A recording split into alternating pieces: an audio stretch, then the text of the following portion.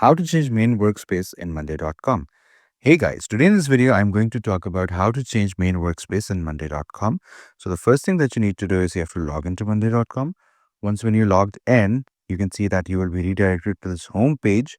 And here are the boards that you're working on, and here are the boards as well.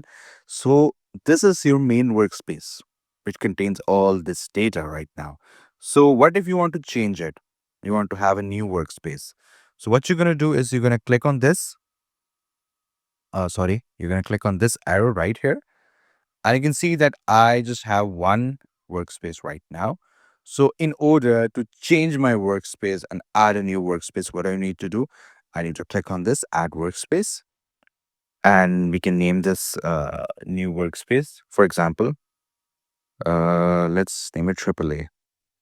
We can make it open or we can make it closed. That is completely up to us. And if we click on add workspace here, right here you go. This is the new workspace. And here we can do all the work that we want. We can add boards. We can add more templates. We can start with a template actually.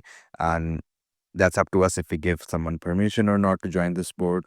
So this is how you basically add a new workspace and change the main workspace. Now, this is not our main workspace. You can see this is our secondary workspace, not our primary workspace.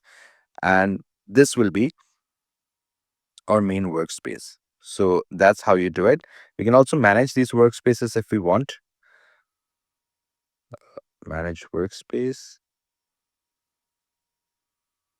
Wait a second. We can edit it, rename workspace. We can sort it. We can add more workspace. We can also delete it. Yes, so this is manage workspace. You can see this is my main workspace and open workspace.